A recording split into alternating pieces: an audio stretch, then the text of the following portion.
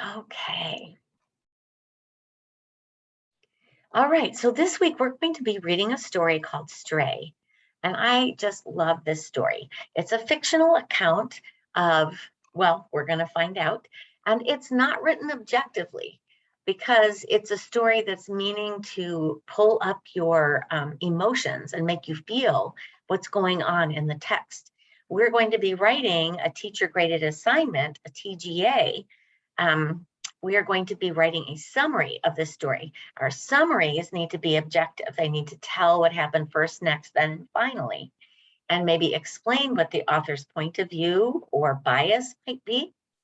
But as we're reading the story, we're probably going to notice that the author is using a lot of words that give us a way to see what is going on. That's the imagery, right? And pulling out those emotions using strong words that help us to feel what is going on in the story. So let's get to it. All right, Stray by Cynthia Rylant. In January, a puppy wandered onto the property of Mr. Amos Lacey and his wife, Mamie, and their daughter, Doris, main character. Icicles hung 3 feet or more from the eaves of the houses. Snowdrifts swallowed up automobiles, and birds were so fluffed up they looked comic. So they're giving us the setting now. What's going on? What do you see? The puppy had been abandoned, and it made its way down the road toward the Lacey small house, its ears tucked and its tail between its legs, shivering. Doris, whose school had been called off because of the snow, was out shoveling the cinder block front steps when she spotted the pup on the road. She set down the shovel. Hey, come on, she called. The puppy stopped in the road and wagging his tail timidly, trembling with shyness and cold.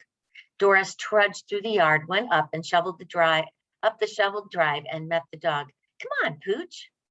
Where'd that come from? Mrs. Lacey asked as soon as Doris put the dog down in the kitchen. Mr. Lacey was at the table, cleaning his fingernails with his pocket knife. The snow was keeping him home from his job at the warehouse. So what is that telling us about the characters? I don't know where it came from, he said mildly, but I know for sure where it's going. Doris hugged the puppy hard against her. She said nothing. Because the roads were too bad for travel for many days, Mr. Lacey couldn't get out and take the puppy to the pound in the city right away. He agreed to let it sleep in the basement while Mrs. Lacey grudgingly let Doris feed it table scraps.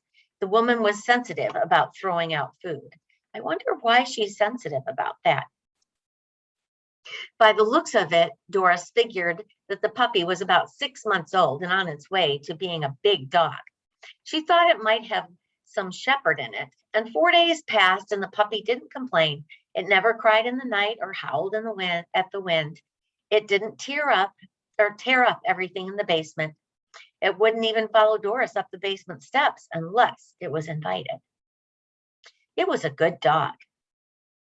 Several times Doris had opened the door in the kitchen that led to the basement, and the puppy had been there all stretched out at the top of the step. Doris knew it wanted some company and that it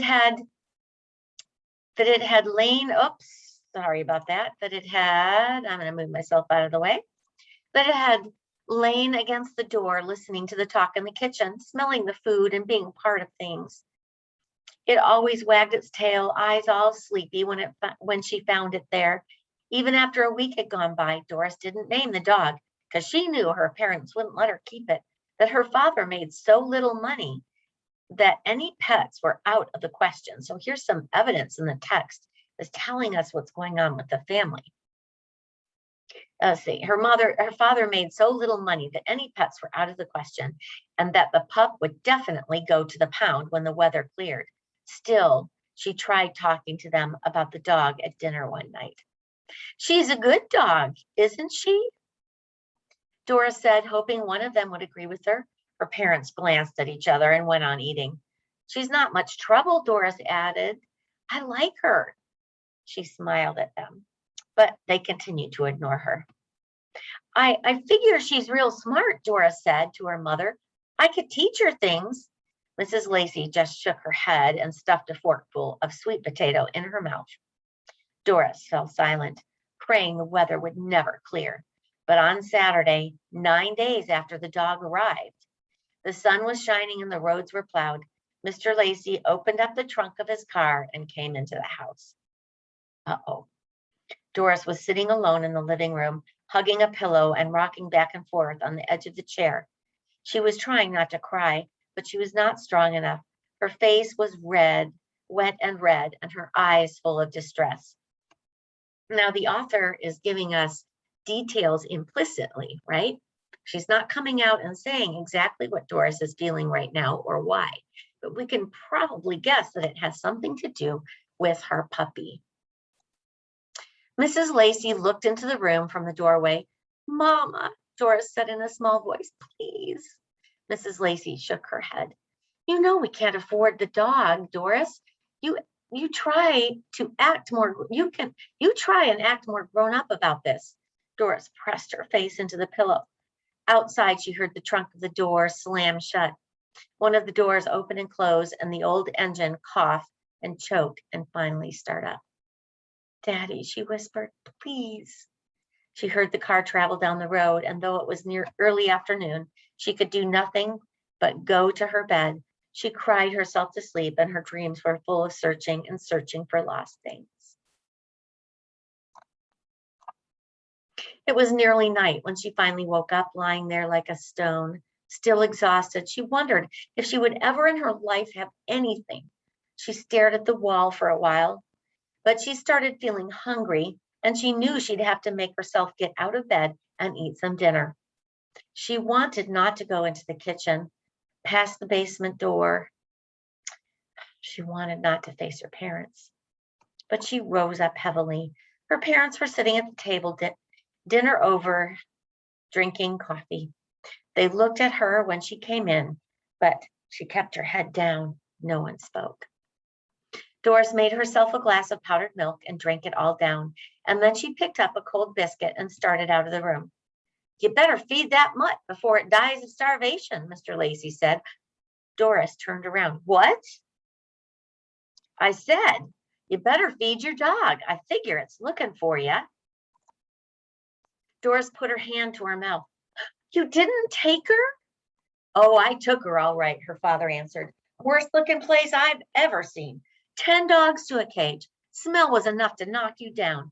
And they give an animal 6 days to live, and then they kill it with some kind of shot."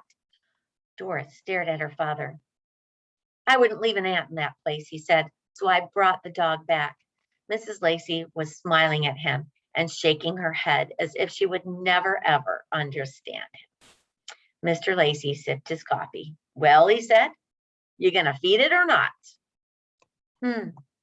Is that the ending you expected in this story?